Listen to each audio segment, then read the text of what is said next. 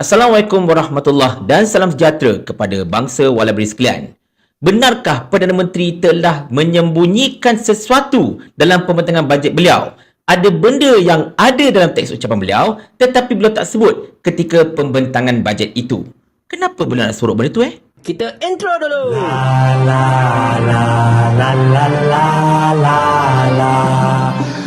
Cerita macam ni tuan-tuan dan puan-puan sekalian. Kita masih lagi hendak berbicara berkenaan dengan pembentangan bajet 2025 oleh Perdana Menteri yang juga merupakan Menteri Kewangan Datuk Seri Anwar Ibrahim pada Jumaat lepas 18 Oktober 2024, di mana pembentangan bajet itu memang mencuri perhatian kerana banyaknya cukai yang bakal diperkenalkan, subsidi petrol bakal ditarik dan macam-macam lagi.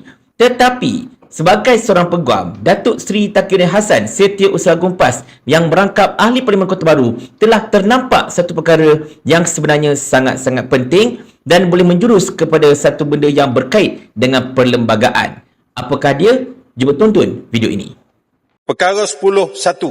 Ini cukup penting. Dia melibatkan mungkin isu perundangan. Dalam Peraturan Mesyuarat 10.1 muka surat 11 Yang Berhormat. Ini very good question of law to decide Yang Berhormat.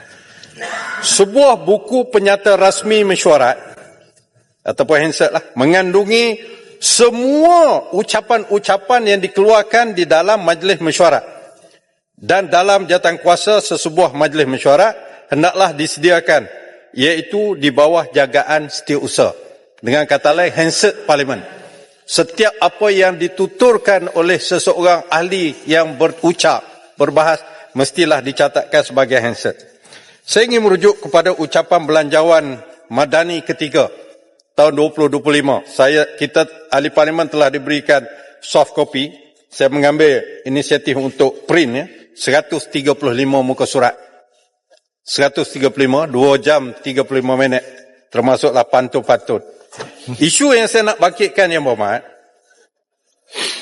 jelas ada perkara yang tertulis di dalam teks ucapan Yang Berhormat Ketua Menteri Keuangan telah tidak dibacakan oleh Yang Berhormat Menteri Keuangan pada hari itu.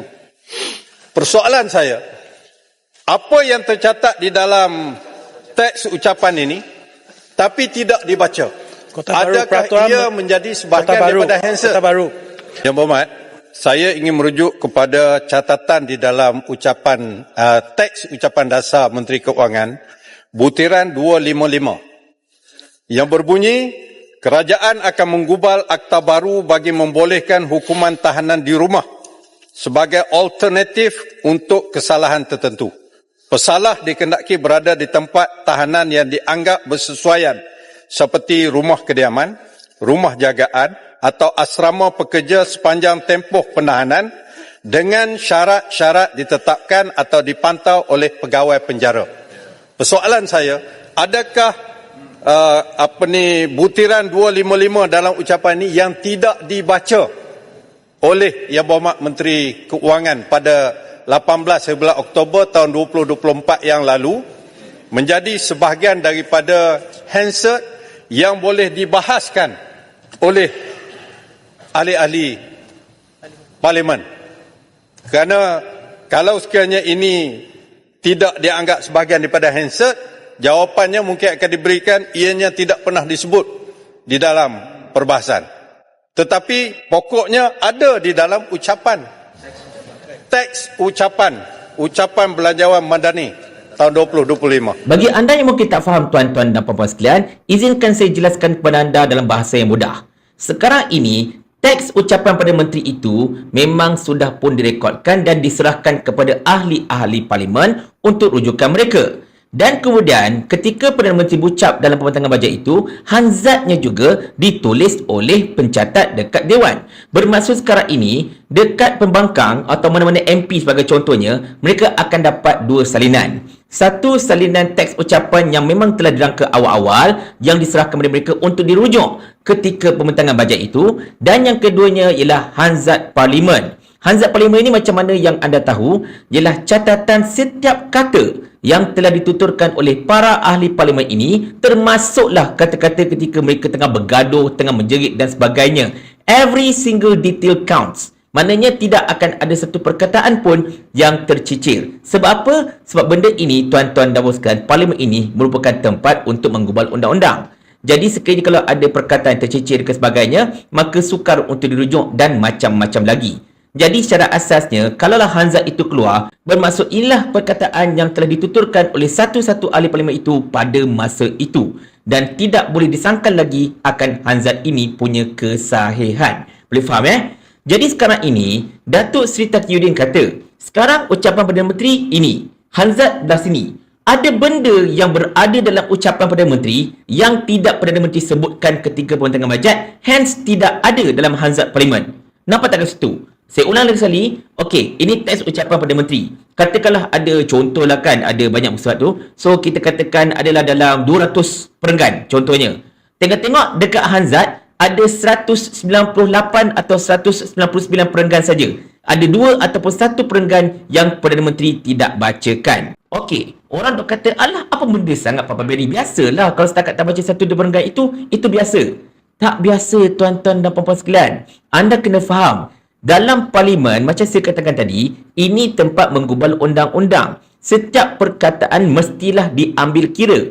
Kalaulah benda itu ada dalam teks ucapan tetapi tidak disebutkan oleh Perdana Menteri, ini boleh mendatangkan implikasi undang-undang. Sebagai contoh, katakanlah benda ini merupakan satu perbahasan untuk orang undang-undang sebagainya. Ada satu benda yang dalam teks ucapan tidak disebutkan ketika berbahasa sebagainya, benda ini akan berlaku satu kacau bilau pada masa-masa yang akan datang, terutamanya kalau ada pihak yang hendak mempertikaikan, kenapa pula undang-undang boleh lepas sedangkan ada perkataan yang tidak disebutkan. Macam itulah lebih kurang tuan-tuan dan puan sekalian.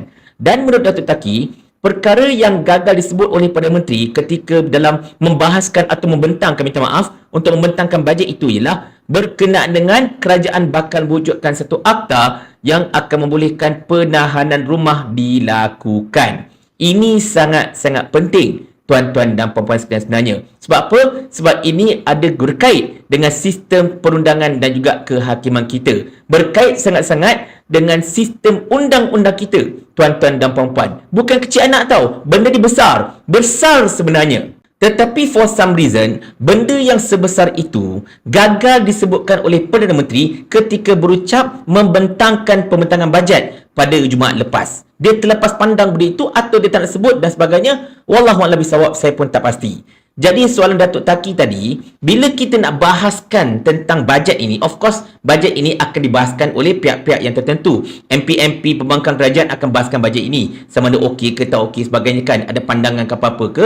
Jadi, mereka ini, bak kata Datuk Taki, akan boleh bahas benda yang tertera teks ucapan ataupun kena bahas benda dalam Hansard saja. Sebab anda kata kalau mereka ini dibenarkan bahas benda yang dalam Hansard saja, bermaksud perkara yang ada dalam teks ini tidak diguna pakai. Dan ini boleh mendatangkan satu implikasi kenapa benda itu tak diguna pakai. Sedangkan ini adalah teks dan inilah merupakan rujukan ahli parlimen. Tetapi sekiranya kalau benda dalam teks itu yang boleh pakai itu dibahaskan, nanti orang argue pula, Perdana Menteri tak sebut pun dalam parlimen, tak dalam Hansard, jadi tak ada bukti dan sebagainya. Jadi benda ini sebenarnya boleh mendatangkan kecelaruan, kekeliruan. Dan seingat saya lah, tak tahu kalau saya salah minta maaf, tetapi seingat saya, inilah buat pertama kalinya Perdana Menteri ketika membentangkan satu-satu bajet atau Menteri Kewangan ke apa-apa ke, dia gagal atau terlepas pandang atau tak sebut, tak bacakan salah satu perkara atau salah dua perkara ke apa-apa ke yang terdapat dalam teks ucapan beliau yang original. Dia tak sebut, dia tak baca, dia tak jelaskan dalam Dewan ketika pembentangan bajet. Yang ini memang kelakar tuan-tuan sekalian. Mungkin pada pandangan saya tak pernah lakukan lagi oleh mana-mana PM ataupun Menteri Kewangan sebelum ini. Dan soalan mestilah ditanyakan. Macam saya katakan tadi, adakah Datuk Seri Anwar Ibrahim terlepas pandang ataupun beliau sengaja tak nak baca benda itu? Kalau terlepas pandang, nak tanya juga, macam mana benda itu terlepas pandang? Adakah benda itu tersorok ke apa-apa sebagainya sampai dia terlepas pandang benda itu, atau benda itu berada muka surat lain ke apa-apa ke, ataupun mungkin teks ucapan beliau itu merupakan teks yang tak betul ke apa-apa ke? Satu. Dan yang kedua, sekiranya kalau beliau memang sengaja tak sebut benda itu, maka lagi satu soalan paling besar mestilah ditanyakan. Apa motif? Kenapa dia mesti sengaja tidak mahu untuk menyebut tentang perkara itu dalam parlimen ketika membentangkan bajet? Banyak sangat persoalan dari segi undang-undang, legally asked question berkenaan dengan perkara ini. Dan kebetulan lah macam saya katakan tadi, Datuk Taki merupakan lawyer, maka dia memang orang yang memang paling layak lah untuk bertanyakan soalan itu. Ini bukan kecil anak, tuan-tuan dan puan-puan sekalian. Kalau ada anak apa-apa kata benda kecil anak, saya cakap terus terang, tolong belajar lagi pasal parlimen, belajar lagi pasal penggubalan undang-undang. Dan kena ingat ya, apa-apa hal pun saya tak nak pada mereka kata, oh ini kerajaan kami, suka hati akulah kalau aku nak baca ke tak nak baca sebagainya kan. Sebab ni kerajaan aku. Sebab kalau Seni Hamzah pun boleh cakap macam ni, dekat luar parlimen pula tu kan. Apatah lagi Perdana Menteri. Hei, macam-macam. Kerajaan ni kerajaan kami. Jadi ikut suka kami lah. Paling kurang aku ada formula. Ni kau ada menteri berlambak-lambak ni, satu formula pun tak ada. Otak letak dekat mana? Sampai Abang Jamil mampus.